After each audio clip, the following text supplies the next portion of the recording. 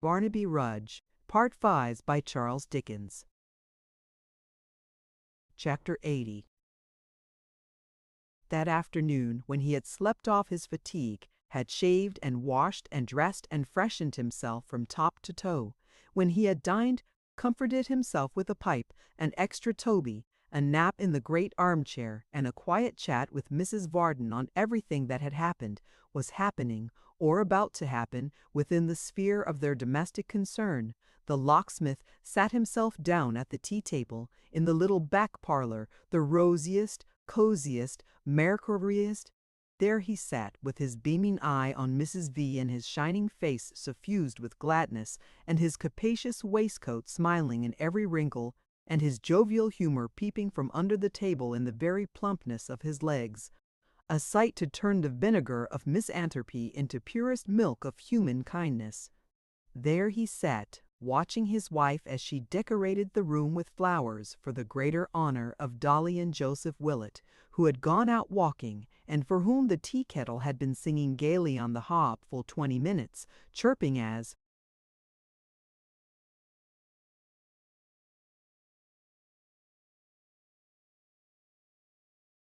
Nebuk. Crisp I have twansits and crisp behave quam quint motor breedy is warndaid at the old tight. Led bar fank hit your skizbanty birdie short tem wits a big level for haste see gam among lake bad cold for money with the left sabab of right the bit any. And when had Dolly ever been the Dolly of that afternoon, to see how she came in arm with Joe, and how she made an effort not to blush or seem at all confused, and how she made believe she didn't care to sit on his side of the table, and how she coaxed the locksmith in a whisper not to joke, and how her color came and went in a little restless flutter of happiness, which made her do everything wrong, and yet so charmingly wrong that it was better than right. Why, the locksmith could have looked on at this as he mentioned to Mrs. Varden when they retired for the night for 24 hours at a stretch, and never wished it done. The recollections, too, with which they made merry over that long, protracted tea.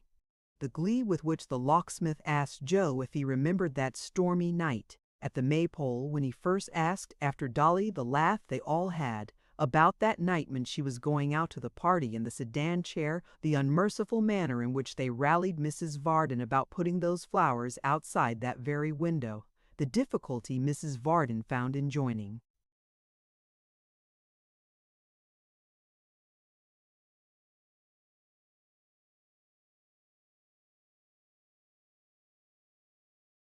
The laugh against herself, at first, and the extraordinary perception she had of the joke when she overcame it, the confidential statements of Joe concerning the precise day and hour when he was first conscious of being fond of Dolly, and Dolly's blushing admissions, half volunteered and half extorted, as to the time from which she dated the discovery that she didn't mind Joe, here was an exhaustless fund of mirth and conversation. Then there was a great deal to be said regarding Mrs. Varden's doubts and motherly alarms and shrewd suspicions, and it appeared that for Mrs. Varden's penetration and extreme sagacity nothing had ever been hidden. She had known it all along. She had seen it from the first. She had always predicted it. She had been aware of it before the principals. She had said within herself, for she remembered the exact words, that young Willett is certainly looking after our Dolly, and I must look after him. Accordingly, she had looked after him, and had observed many little circumstances, all of which she named so exceedingly.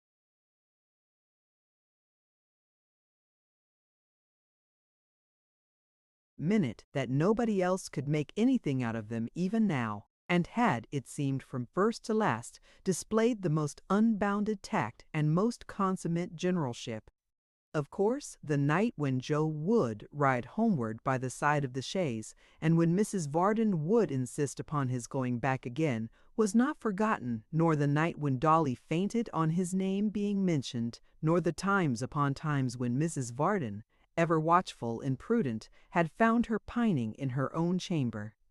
In short, nothing was forgotten, and everything by some means or other brought them back to the conclusion that that was the happiest hour in all their lives.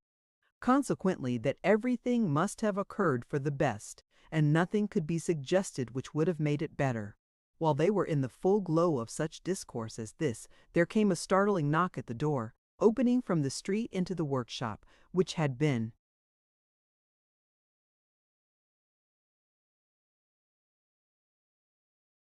kept closed all day that the house might be more quiet.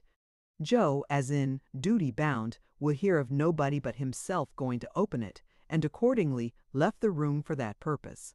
It would have been odd enough, certainly, if Joe had forgotten the way to this door. And even if he had, as it was a pretty large one and stood straight before him, he could not easily have missed it. But Dolly, perhaps because she was in the flutter of spirits before mentioned, or perhaps because she thought he would not be able to open it with his one arm, she could have had no other reason, hurried out after him, and they stopped so long in the passage, no doubt owing to Joe's entreaties that she would not expose herself to the draught of July air which must infallibly come rushing in on this same door being opened, that the knock was repeated, in a yet more startling manner than before. "Is anybody going to open that door?" cried the locksmith, "or shall I come?"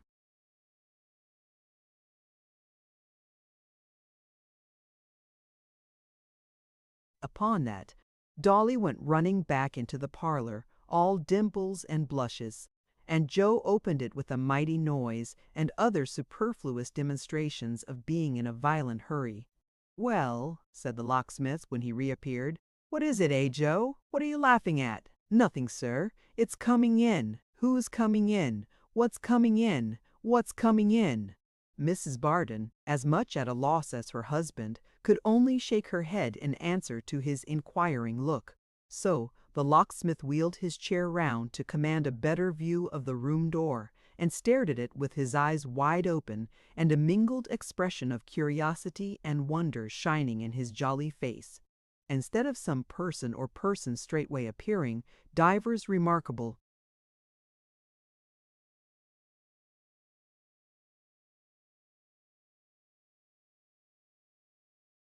sounds were heard, first in the workshop and afterwards in the little dark passage between it and the parlor, as though some unwieldy chest or heavy piece of furniture were being brought in by an amount of human strength inadequate to the task. At length, after much struggling and humping and bruising of the wall on both sides, the door was forced open as by a battering ram, and the locksmith, steadily regarding what appeared beyond, smote his thigh, elevated his eyebrows, opened his mouth, and cried in a loud voice expressive of the utmost consternation, "Damn, if it ain't Miggs come back!" The young damsel whom he named no sooner heard these words than, deserting a small boy and a very large box by which she was accompanied, and advancing with such precipitation that her bonnet flew off her head, burst into the room, clasped her hands in which she held a pair of pattens, one in each, raised her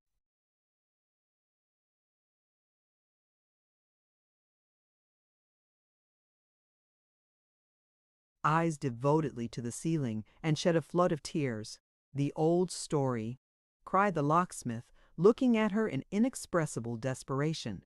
"She was born to be a damper, this young woman. Nothing can prevent it. Whole master, whole mim," cried Miggs. "Can I constrain my feelings in these here once again united moments? Oh, Mr. Warson, here's blessedness among relations, sir. Here's forgivenesses of injuries, here's amicablenesses."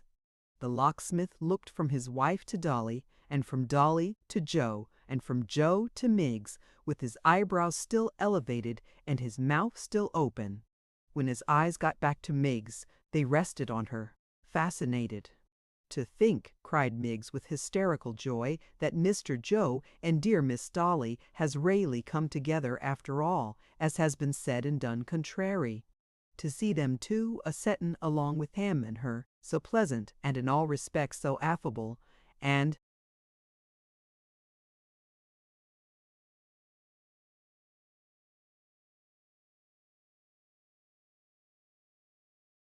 mild, and me not knowing of it, and not being in the ways to make no preparations for their teas. Ho! What a cutting thing it is, and yet what sweet sensations is awoke within me!"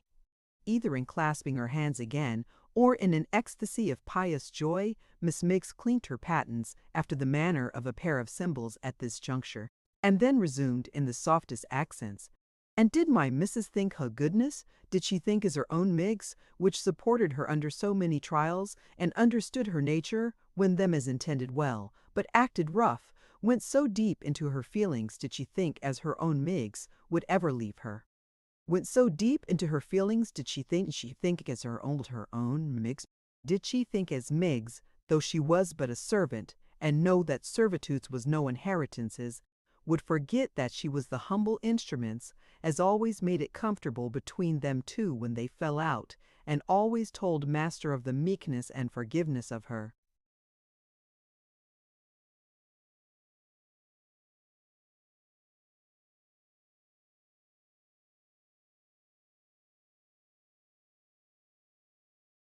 Blessed dispositions. Did she think as Miggs had no attachments? Did she think that wages was her only object?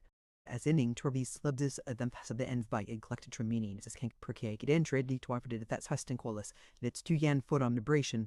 To medium to sky of tin to pobward Bryce wine a creeper troherbus, and with the plentiful ease of her pocket handkerchief, addressed her stressors and will the house her alcohol tummy and but to read the please the moment of painful hateful to you to be tyke dying I wanted to be here to and to burberries that it curb by tech quit.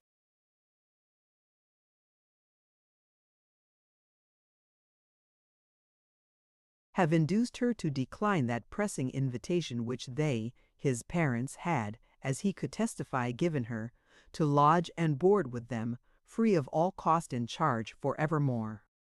Lastly, that he would help her with her box upstairs, and then repair straight home, bearing her blessing and her strong injunctions to mingle in his prayers a supplication that he might in course of time grow up a locksmith or a Mr. Joe, and have Mrs. Varden's and friends Dolly's for his relocation. Having brought this admonition to an end, upon which, to say the truth, the young gentleman for whose benefit it was designed bestowed little or no heed, having to all appearance his faculties absorbed in the contemplation of the sweetmeats, Miss Miggs signified to the company in general that they were not to be uneasy, for she would soon return, and, with her nephew's aid, prepare to bear her wardrobe up the staircase. "My dear," said the locksmith to his wife, "do you desire this?" "I desire it," she answered. "I am astonished, I am amazed at her audacity. Let her leave the house this moment." Miggs, hearing this, let her end of the box fall heavily to the floor, gave a very loud sniff, crossed her arms, screwed down the corners of her mouth, and cried, in an ascending scale, "Ho! Good gracious!" 3 distinct times. "You hear what your mistress says, my love," remarked the locksmith. "You had better go, I think. Stay, take this with you, for the sake of old service." Miss Miggs clutched the banknote he took from his pocket-book and held out to her, deposited it in a small red leather purse, put the purse in her pocket, displaying, as she did so, a considerable portion of some undergarment, made of flannel and more black cotton stocking than is commonly seen in public, and,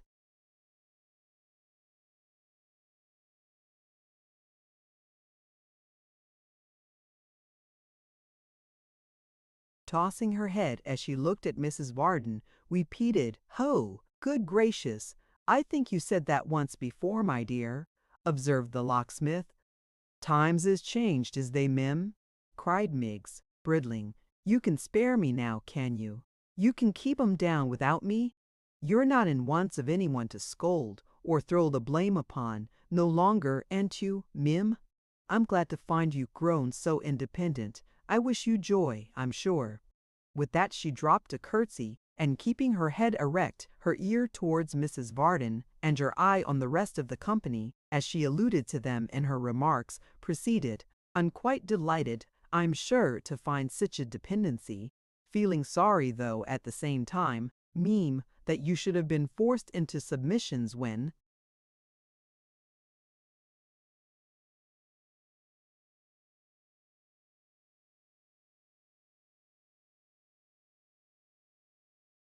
"You couldn't help yourself, he. It must be great vexations, specially considering how ill you always spoke of Mr. Joe, to have him for a son-in-law at last. And I wonder Miss Dolly can put up with him either after being off and on for so many years with a coachmaker. But I have heerd say that the coachmaker thought twice about it, he, and that he told a young man as was a friend of his that he hoped he knowed better than to be drawed into that, though she and all the family pull uncommon strong. Here she paused for a reply, and receiving none, went on as before. I have heerd say, mem, that the illnesses of some ladies was all pretensions, and that they could faint away stone dead whenever they had the inclination so to do. Of course I never see sich cases with my own eyes, hono, he, nor master neither, hono, he. I have heerd the neighbors make remark as someone as they was acquainted with was a poor good-natured, mean-spirited.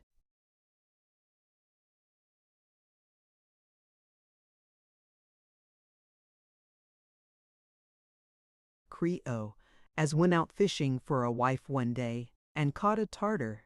Of course I never to my knowledge see the poor person himself. Nor did you neither, Mim ho, no. I wonder who it can be. Don't you, Mim? No doubt you do, Mim. Ho, yes, he. Again Miggs paused for a reply, and none being offered, was so oppressed with teeming spite and spleen that she seemed like to burst. I'm glad Miss Dolly can laugh, cried Miggs with a feeble titter. I like to see folks a-laughing. So do you, Mim, don't you? You was always glad to see people in spirits, wasn't you, Mime? And you always did your best to keep 'em cheerful, didn't you, Mime? Though there ain't such a great deal to laugh at now either. Is there, Mime? It ain't so much of a catch, after looking out so sharp ever since she was a little chit, and costing such a deal in dress and show, to get a poor common soldier with one arm, is it, Mim? I wouldn't have a husband with one arm anyways. I would have 2 arms. I would have 2 arms if it was me, though instead of hands they'd only got hooks at the end, like our dustman. Miss Miggs was about to add, and had, indeed, begun to add, that, taking them in the abstract, dustmen were far more eligible matches than soldiers, though, to be sure, when people were past choosing they must take the best they could get, and think themselves well off too. But her vexation and chagrin being of that internally bitter sort which finds no relief in words, and is aggravated to madness by want of contradiction, she could hold out no longer, and burst into a storm of sobs and tears. In this extremity she fell on the unlucky nephew, tooth and nail, and plucking a handful of hair from his head, demanded to know how long she was to stand there to be insulted, and whether or no he meant to help her to carry out the box again, and if he took a pleasure in hearing his family reviled, with other inquiries.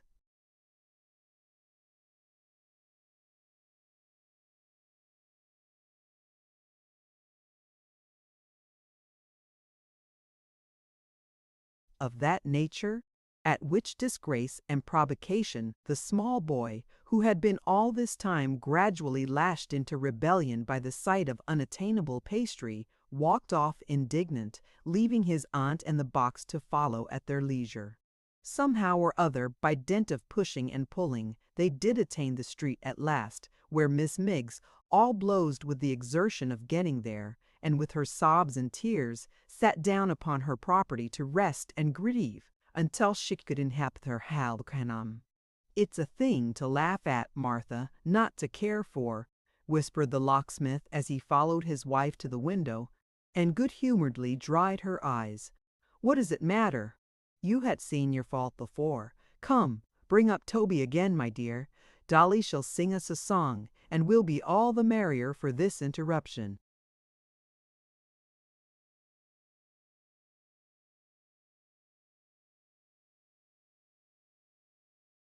Chapter 81. Another month had passed, and the end of August had nearly come, when Mr. Haredale stood alone in the mail-coach office at Bristol. Although but a few weeks had intervened since his conversation with Edward Chester and his niece in the locksmith's house, and he had made no change, in the meantime, in his accustomed style of dress, his appearance was greatly altered. He looked much older and more careworn, agitation and anxiety of mind scatter wrinkles in gray hairs with no unsparing hand. But deeper traces follow on the silent uprooting of old habits and severing of dear, familiar ties. The affections may not be so easily wounded as the passions, but their hurts are deeper and more lasting. He was now a solitary man, and the heart within him was dreary and lonesome. He was not the less alone for having spent so many years in seclusion and retirement. This was no better preparation than a round of social cheerfulness. Perhaps it even increased the keenness of a sensibility. He had been so.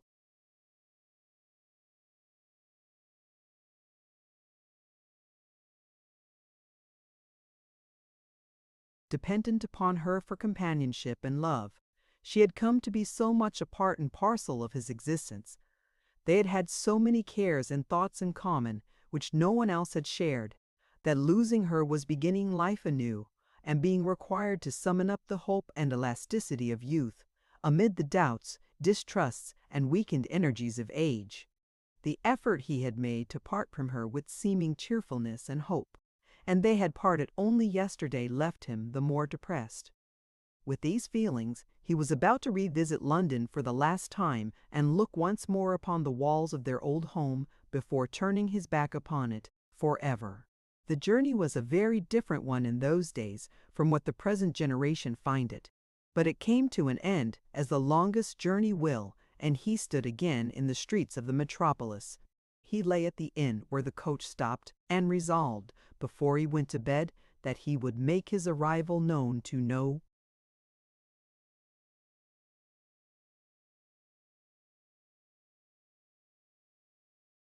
1. Would spend but another night in London, and would spare himself the pang of parting, even with the honest locksmith. Such conditions of the mind as that to which he was a prey when he lay down to rest are favorable to the growth of disordered fancies and uneasy visions. He knew this, even in the horror with which he started from his first sleep, and threw up the window to dispel it by the presence of some object beyond the room, which had not been, as it were, the witness of his dream. But it was not a new terror of the night. It had been present to him before, in many shapes. It had haunted him in bygone times, and visited his pillow again and again.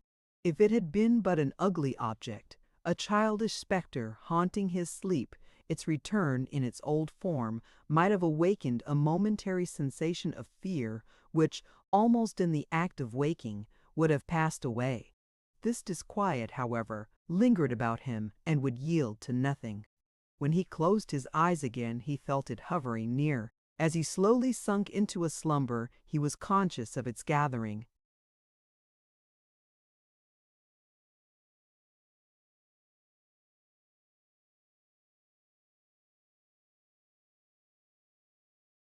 Strength and purpose, and gradually assuming its recent shape, when he sprang up from his bed, the sane phantom vanished from his heated brain, and left him filled with a dread against which reason and waking thought were powerless. The sun was up before he could shake it off. He rose late, but not refreshed, and remained within doors all that day. He had a fancy for paying his last visit to the old spot in the evening, for he had been accustomed to walk there at that season, and desired to see it under the aspect that was most familiar to him. At such an hour as would afford him time to reach it a little before sunset, he left the inn and turned into the busy street. He had not gone far, and was thoughtfully making his way among the noisy crowd, when he felt a hand upon his shoulder and, turning, recognized one of the waiters from the inn, who begged his pardon, but he had left his sword behind him.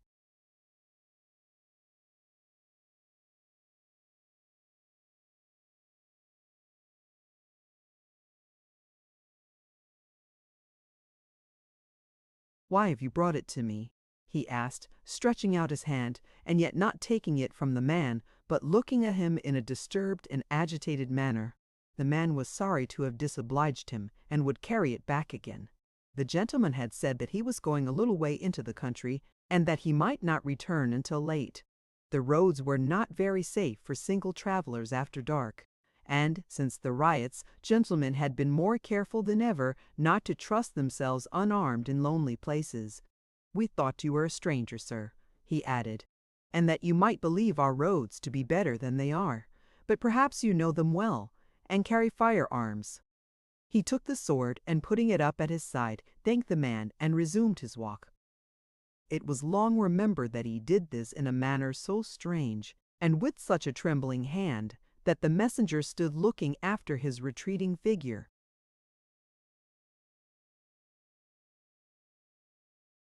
doubtful whether he ought not to follow and watch him. It was long remembered that he had been heard pacing his bedroom in the dead of the night, that the attendants had mentioned to each other in the morning how fevered and how pale he looked, and that when this man went back to the inn, he told a fellow servant that what he had observed in this short interview lay very heavy on his mind, and that he feared the gentleman intended to destroy himself, and would never come back alive. With the half-consciousness that his manner had attracted the man's attention, remembering the expression of his face when they parted, Mr. Haredale quickened his steps, and arriving at a stand of coaches, bargained with the driver of the best to carry him so far on his road as the point where the footway struck across the fields, and to await his return at a house of entertainment which was within a stone's throw of that place. Arriving there in due course, he alighted and pursued his way on foot.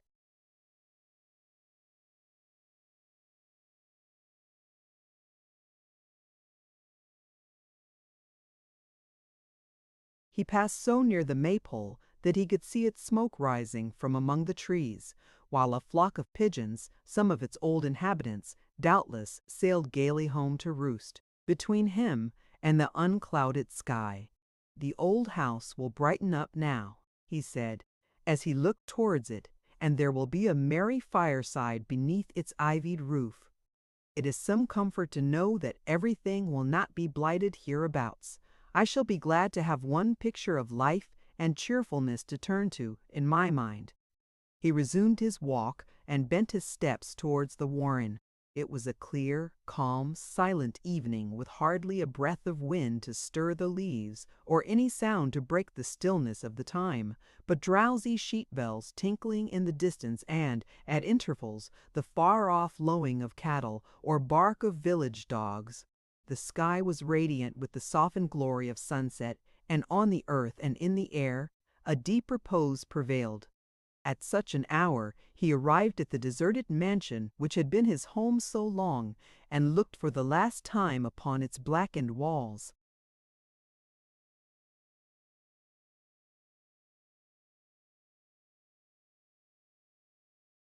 The ashes of the commonest fire are melancholy things, for in them there is an image of death and ruin, of something that has been bright and is but dull, cold, dreary dust, with which our nature forces us to sympathize. How much more sad the crumbled embers of a home, the casting down of that great altar where the worst among us sometimes perform the worship of the heart, and where the best have offered up such sacrifices and done such deeds of heroism as, chronicled, would put the proudest temples of old time, with all their vaunting annals, to the blush. He roused himself from a long train of meditation and walked slowly round the house. It was by this time almost dark. He had nearly made the circuit of the building when he uttered a half-suppressed exclamation, started, and stood still, reclining in an easy attitude, with his back against a tree, and contemplating the ruin with an expression of pleasure, a pleasure so keen that it overcame his habitual indolence and command of feature, and displayed itself utterly free from all restraint or reserve. Before him, on his own ground, and triumphing then, as he had triumphed in every misfortune and disappointment of his life, stood the man whose presence, of all mankind, in any place, and least of all in that, he could the least endure. Although his blood so rose against this man, and his wrath so stirred within him, that he could have struck him dead, he put such fierce constraint upon himself that he passed him without a word or look. Yes, and he would have gone on, and not turned, though to resist the devil who poured such hot temptation in his brain required an effort scarcely to be achieved, if this man had not himself summoned him to stop, and that, with an assumed compassion in his voice which drove him well nigh mad, and in an instant routed all the self-command it had been anguish, acute, poignant anguish, to sustain.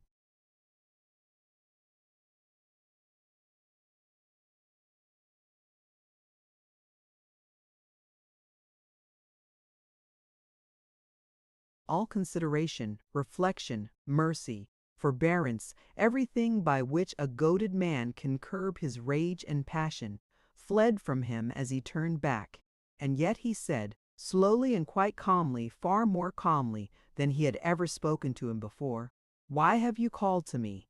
"To remark," said Sir John Chester with his wonted composure, "what an odd chance it is that we should meet here."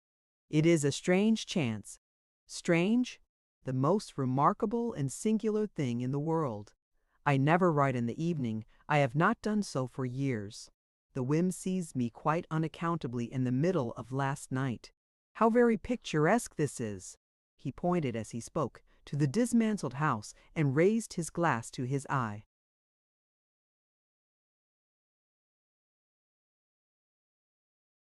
"You praise your own work very freely." Sir John let fall his glass, inclined his face towards him with an air of the most courteous inquiry, and slightly shook his head, as though he were remarking to himself, "I fear this animal is going mad." "I say you praise your own work very freely," repeated Mr. Haredale. "Work!" echoed Sir John, looking smilingly round. "Mine!" "I beg your pardon. I really beg your pardon." "Why, you see," said Mr. Haredale, "those walls, you see those tottering gables, you see on every side where fire and smoke have raged. You see the destruction that has been wanton here, do you not?" "My good friend," returned the knight, gently checking his impatience with his hand, "of course I do. I see everything you speak of when you stand aside and do."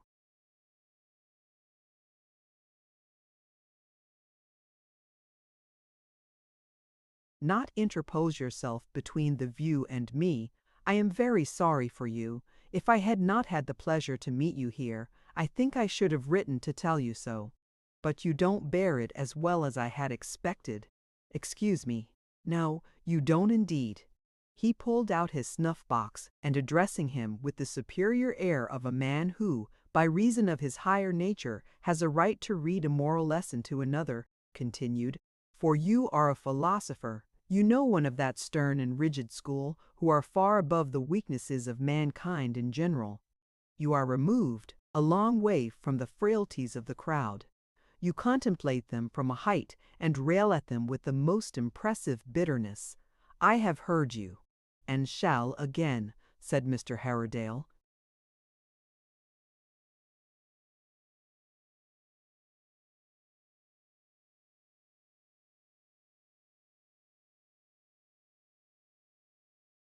"Thank you," returned the other. "Shall we walk as we talk? The damp falls rather heavily. Well, as you please, but I grieve to say that I can spare you only a very few moments." "I would," said Mr. Haredale, "you had spared me none. I would, with all my soul, you had been in paradise if such a monstrous lie could be enacted, rather than here tonight." "Nay," returned the other, "really you do yourself injustice. You are a rough companion, but I would not go so far to avoid you. Listen to me," said Mr. Haredale. "Listen to me."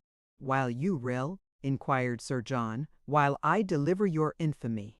You urged and stimulated to do your work a fit agent, but one who in his nature, in the very essence of his being, is a traitor, and who has been false to you despite the sympathy you two should have together, as he has been to all others, with hints and looks and crafty words, which told again are nothing, you set on Gashford to this work before us now. With these same hints and looks and crafty words, which told again are nothing, you urged him on to gratify the deadly hate he owes me. I have earned it, I thank heaven, by the abduction and dishonor of my niece. You did. I see denial in your looks," he cried, abruptly pointing in his face and stepping back, "and denial is a lie. He had his hand upon his sword, but the knight with a contemptuous smile replied to him as coldly as before. "You will take notice, sir, if you can discriminate sufficiently, that I have taken the trouble to deny nothing. Your discernment is hardly fine enough for the perusal of faces not of a kind as coarse as your speech, nor has it ever been that I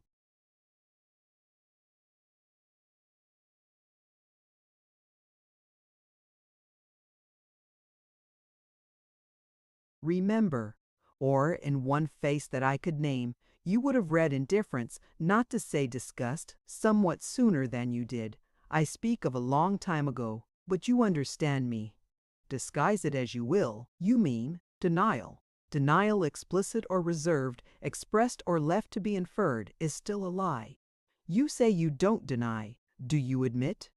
You yourself, returned Sir John, suffering the current of his speech to flow as smoothly as if it had been stemmed by no one word of interruption, publicly proclaimed the character of the gentleman in question. I think it was in Westminster Hall, in terms which relieve me from the necessity of making any further allusion to him. You may have been warranted, you may not have been, I can't say.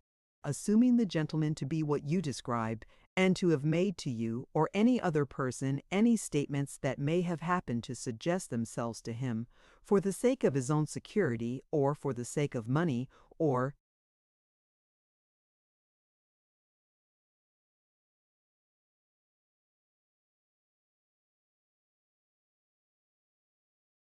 for his own amusement, or for any other consideration, I have nothing to say of him, except that his extremely degrading situation appears to me to be shared with his employers. You are so very plain yourself, that you will excuse a little freedom in me, I am sure. Attend to me again, Sir John, but once, cried Mr. Haredale. In your every look and word and gesture you tell me this was not your act. I tell you that it was, and that you tampered with the man I speak of, and with your wretched son, whom God forgive, to do this deed. You talk of degradation and character. You told me once that you had purchased the absence of the poor idiot and his mother, when, as I have discovered since, and then suspected, you had gone to tempt them, and had found them flown. To you I trace the insinuation that I alone reaped any harvest from my brother's death, and all the foul attacks and whispered calumnies that followed in its train. In every action of my life, from that first hope which you converted into grief and desolation, you have stood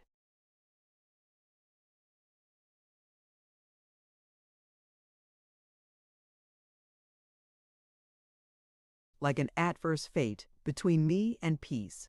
In all, you have ever been the same cold-blooded, hollow, false, unworthy villain. For the second time and for the last, I cast these charges in your teeth and spurn you from me as I would a faithless dog. With that he raised his arm and struck him on the breast so that he staggered. Sir John, the instant he recovered, drew his sword, threw away the scabbard and his hat, and running on his adversary made a desperate lunge at his heart, which, but that his guard was quick and true, would have stretched him dead upon the grass. In the act of striking him, the torrent of his opponent's rage had reached a stop. He parried his rapid thrusts without returning them, and called to him, with a frantic kind of terror in his face, to keep back. "Not tonight, not tonight," he cried. "In God's name, not tonight."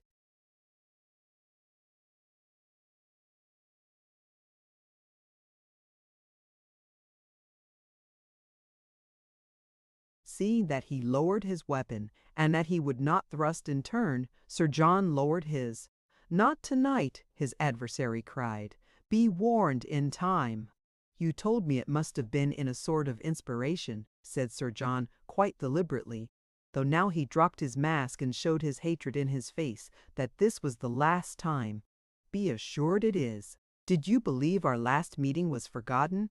Did you believe that your every word and look was not to be accounted for, and was not well remembered? Do you believe that I have waited your time, or you mine? What kind of man is he who entered, with all his sickening cant of honesty and truth, into a bond with me to prevent a marriage he affected to dislike, And when I had redeemed my part to the spirit and the letter, skulked from his, and brought the match about in his own time, to rid himself of a burden he had grown tired of, and cast a spurious lustre on his house, I have acted, cried Mr. Haredale, with honor and in good faith. I do so now. Do not force me to renew this duel tonight. You said my wretched son, I think, said Sir John with a smile. Poor fool, the dupe of such a shallow knave, trapped into marriage by such an uncle and by such a niece. He well deserves your pity. But he is no longer a son of mine. You are welcome to the prize your craft has made, sir. Once more, cried his opponent, wildly stamping on the ground, although you tear me from my better angel, I implore you not to come within the reach of my sword tonight. Oh, why were you here at all? Why have we met? Tomorrow would have cast us far apart forever. That being the case, returned Sir John, without the least emotion, it is very,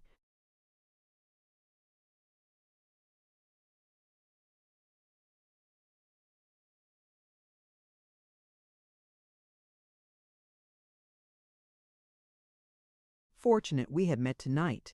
Haredale, I have always despised you, as you know, but I am giving you credit for a species of brute courage. For the honor of my judgment, which I had thought a good one, I am sorry to find you a coward. Not another word was spoken on either side.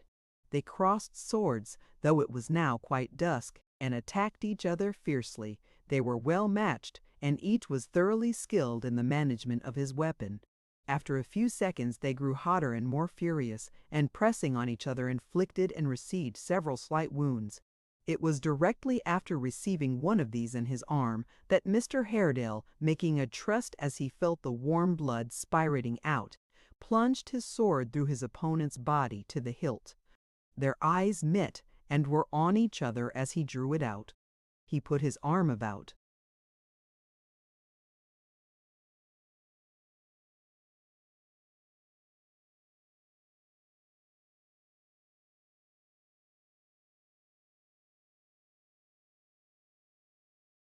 the dying man, who repulsed him feebly and dropped upon the turf.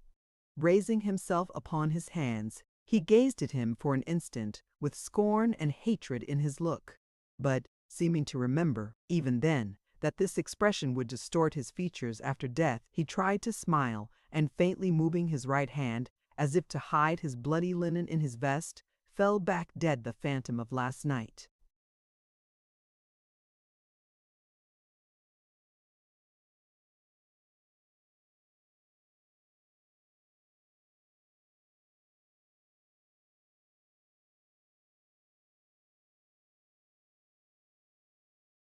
Chapter 82.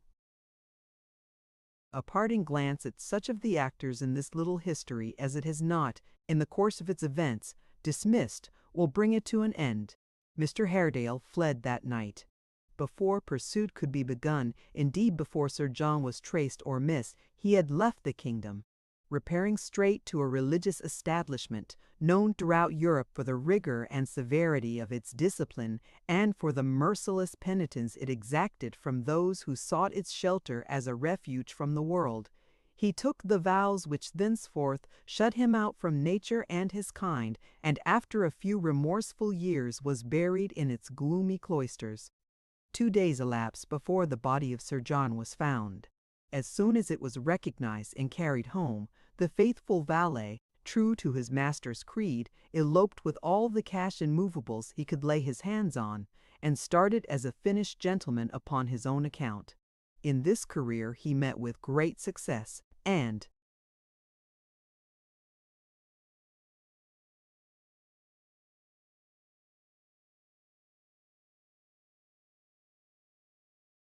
would certainly have married an heiress in the end, but for an unlucky check which led to his premature decease. He sank under a contagious disorder, very prevalent at that time, and vulgarly termed the jail fever.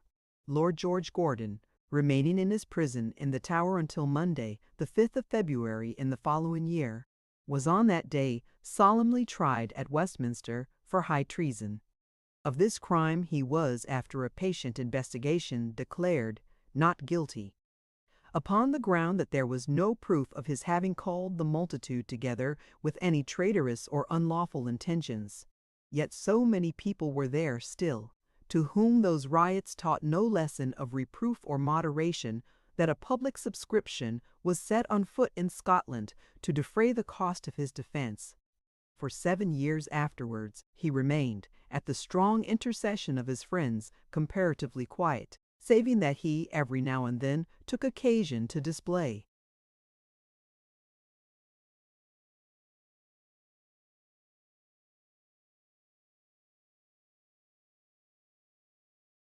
his zeal for the Protestant faith in some extravagant proceeding which was the delight of its enemies, and saving besides that he was formally excommunicated by the Archbishop of Canterbury for refusing to appear as a witness in the ecclesiastical court when cited for that purpose. In the year 1788 he was stimulated by some new insanity to write and publish an injurious pamphlet reflecting on the Queen of France in very violent terms. Being indicted for the libel, and after various strange demonstrations in court found guilty, he fled into Holland in place of appearing to receive sentence, from whence, as the quiet burgomasters of Amsterdam had no relish for his company, he was sent home again with all speed. Arriving in the month of July at Harwich, and going thence to Birmingham, he made in the latter place, in August, a public profession of the Jewish religion, and figured there as a Jew until he was arrested and brought back to London to receive the sentence he had evaded. By virtue of this sentence he was, in the month of December, cast into Newgate for 5 years and 10 months, and required besides to pay a large fine and to furnish heavy securities for his future good behavior. After addressing, in the midsummer of the following year, an appeal to the commiseration of the National Assembly of France, which the English minister refused to sanction, he composed himself to undergo his full term of punishment, and suffering his beard to grow nearly to his waist, and conforming in all respects to the ceremonies of his new religion, he applied himself to the studies of his new religion, he applied himself to the study of history, and occasionally to the art of painting, in which in his younger days he had shown some skill. Deserted by his former friends, and treated in all respects like the worst criminal in the jail, he lingered on, quite cheerful and resigned, until the 1st of November 1793, when he died in his cell, being then only 43 years of age. Many men with fewer sympathies for the distressed and needy, with less abilities and harder hearts, have made a shining figure and left a brilliant fame. He had his mourners. The prisoners bemoaned his loss and missed him, for though his means were not large, his charity was great, and in bestowing alms among them he considered the necessities of all alike, and knew no distinction of sect or creed. There are wise men in the highways of the world who may learn something even from this poor crazy lord who died in Newgate. To the last, he was truly served by bluff John Gruby. John was at his side before he had been 24 hours in the Tower, and never left him until he died. He had one other constant attendant, in the person of a beautiful Jewish girl, who attached herself to him from feelings half religious, half romantic, but whose virtuous and disinterested character appears to have been beyond the censure even of the most censorious. Gashford deserted him, of course. He subsisted for a time upon his traffic in his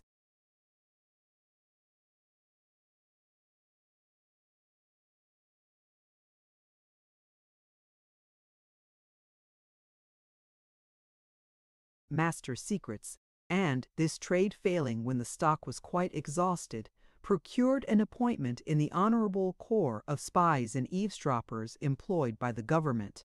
As one of these wretched underlings, he did his drudgery, sometimes abroad, sometimes at home, and long endured the various miseries of such a station. 10 or a dozen years ago, not more a meagre, wan old man, diseased and miserably poor, was found dead in his bed at an obscure inn in the Borough, where he was quite unknown. He had taken poison. There was no clue to his name, but it was discovered from certain entries in a pocketbook he carried that he had been secretary to Lord George Gordon in the time of the famous riots. Many months after the re-establishment of peace and order, and even when it had ceased to be the town talk that every military officer, kept at free quarters by the city during the late alarms, had cost for his board and lodging £4 4 per day, and every private soldier 2 and 2 halfpenny.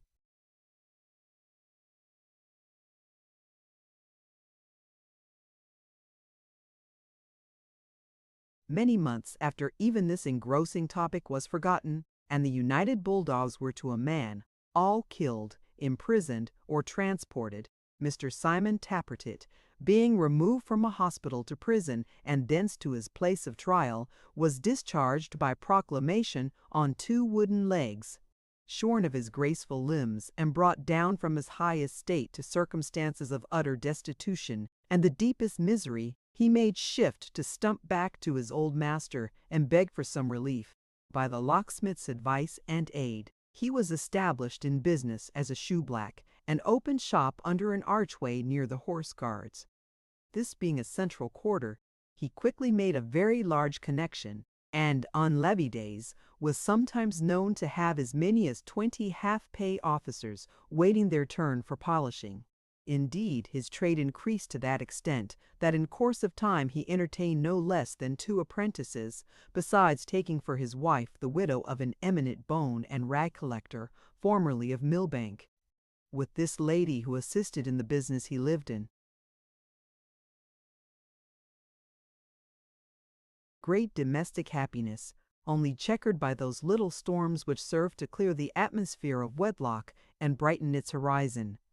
In some of these gusts of bad weather, Mr. Tappertit would, in the assertion of his prerogative, so far forget himself as to correct his lady with a brush, or boot, or shoe, while she, but only in extreme cases, would retaliate by taking off his legs and leaving him exposed to the derision of those urchins who delight in mischief.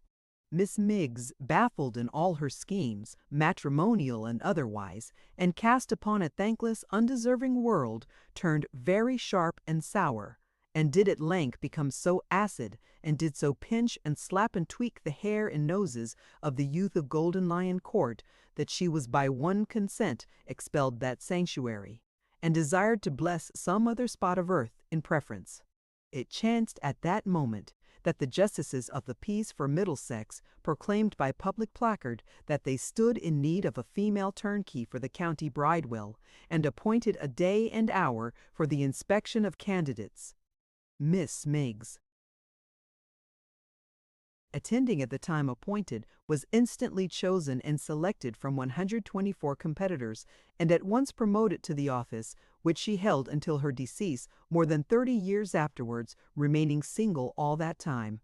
It was observed of this lady that while she was inflexible and grim to all her female flock, she was particularly so to those who could establish any claim to beauty, and it was often remarked as a proof of her indomitable virtue and severe chastity that to such as had been frail she showed no mercy, always falling upon them on the slightest occasion, or on no occasion at all, with the fullest measure of her wrath.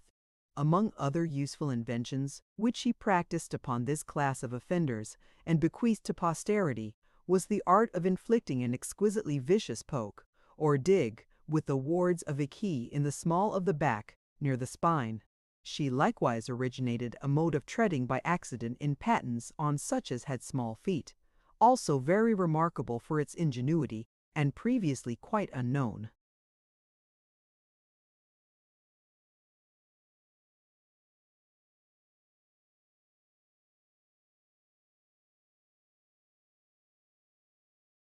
It was not very long, you may be sure, before Joe Willett and Dolly Varden were made husband and wife, and with a handsome sum in bank for the locksmith could afford to give his daughter a good dowry, reopened the Maypole. It was not very long, you may be sure, before a red-faced little boy was seen staggering about the Maypole passage and kicking up his heels on the green before the door.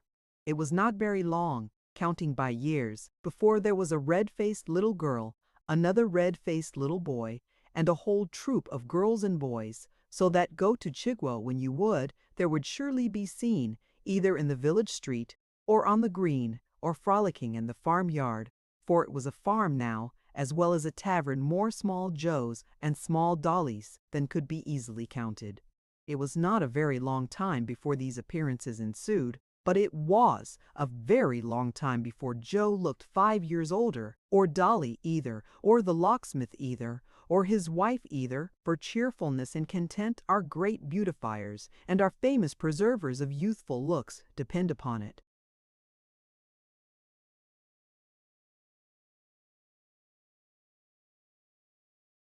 It was a long time, too, before there was such a country inn as the Maypole. In all England, indeed, it is a great question whether there has ever been such another to this hour, or ever will be.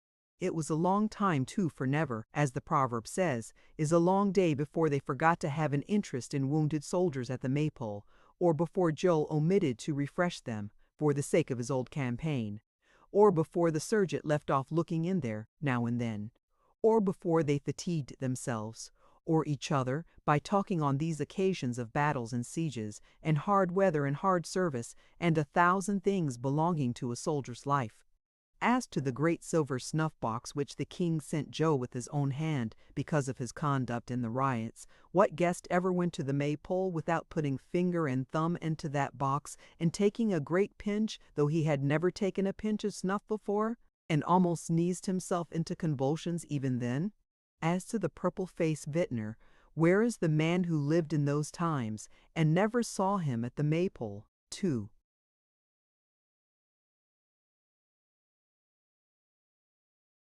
All appearance as much at home in the best room as if he lived there? And as to the feastings and christenings and revellings at Christmas, and celebrations of birthdays, wedding days, and all manner of days, both at the Maypole and the Golden Key, if they are not notorious, what facts are? Mr. Willett the elder, having been by some extraordinary means possessed with the idea that Joe wanted to be married, and that it would be well for him, his father, to retire into private life and enable him to live in comfort, took up his abode in a small cottage at Chigwell, where they widened and enlarged the fireplace for him, hung up the boiler, and furthermore planted in the little garden outside the front door a fictitious maypole, so that he was quite at home directly. To this his new habitation, Tom Cobb, Phil Parks, and Solomon Daisy went regularly every night, and in the chimney corner they all four quaffed, and smoked and prosed and dozed, as they had done of old. It being accidentally discovered after a short time that Mr. Willett still appeared to consider himself a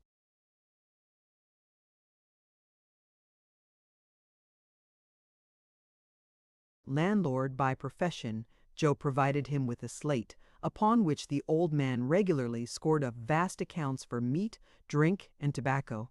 As he grew older, this passion increased upon him, and it became his delight to chalk against the name of each of his cronies a sum of enormous magnitude and impossible to be paid, and such was his secret joy in these entries, that he would be perpetually seen going behind the door to look at them, and coming forth again suffused with the liveliest satisfaction. He never recovered the surprise the rioters had given him, and remained in the same mental condition down to the last moment of his life. It was like to have been brought to a speedy termination by the first sight of his first grandchild, which appeared to fill him with the belief that some alarming miracle had happened to Joe. Being promptly blooded, however, by a skillful surgeon, he rallied, and although the doctors all agreed, on his being attacked with symptoms of apoplexy 6 months afterwards, that he ought to die, and took it very ill that,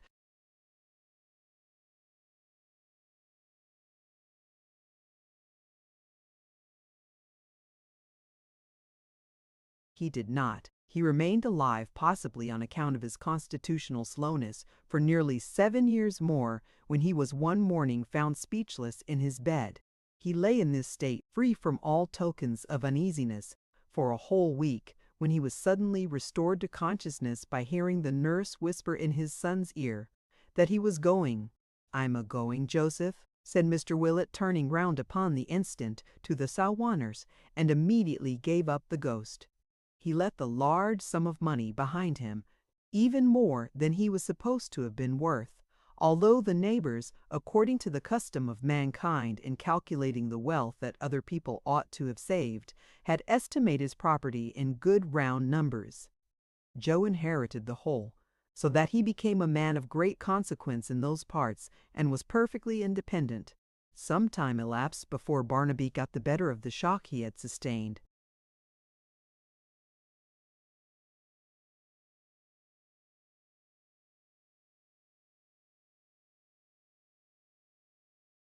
or regained his old health and gaiety, but he recovered by degrees. And although he could never separate his condemnation and escape from the idea of a terrific dream, he became, in other respects, more rational. Dating from the time of his recovery, he had a better memory and greater steadiness of purpose, but a dark cloud overhung his whole previous existence and never cleared away. He was not the less happy for this, for his love of freedom and interest in all that moved or grew, or had its being in the elements, remained to him unimpaired. He lived with his mother on the Maypole farm, tending the poultry and the cattle, working in a garden of his own, and helping everywhere. He was known to every bird and beast about the place, and had a name for everyone. Never was there a lighter-hearted husbandman, a creature more popular with young and old, a blither or more happy soul than Barnaby. And though he was free to ramble where he would, he never quitted her, but was forevermore her stay and comfort.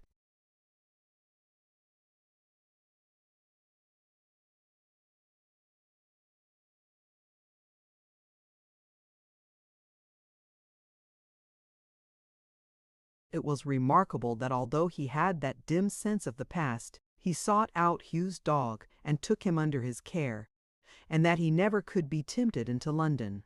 When the Riots were many years old, and Edward and his wife came back to England with a family almost as numerous as Dolly's, and one day appeared at the Maypole porch, he knew them instantly and wept and leaped for joy.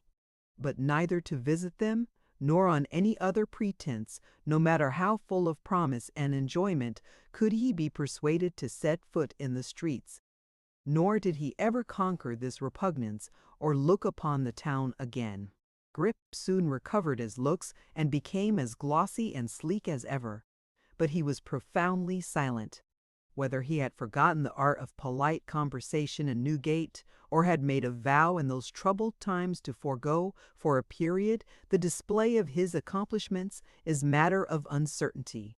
But certain it is that for a whole year he never indulged in any other sound than a grave, decorous croak.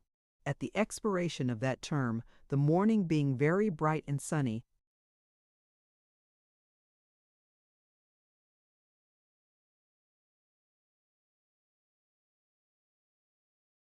he was heard to address himself to the horses in the stable upon the subject of the kettle so often mentioned in these pages, and before the witness who overheard him could run into the house with the intelligence, and add to it upon his solemn affirmation the statement that he had heard him laugh, the bird himself advanced with fantastic steps to the very door of the bar, and there cried, "I'm a devil, I'm a devil, I'm a devil," with extraordinary rapture. From that period, although he was supposed to be much affected by the death of Mr. Willett Sr., he constantly practiced and improved himself in the vulgar tongue, and as he was a mere infant for a raven, when Barnaby was gray, he has very probably gone on talking to the present time.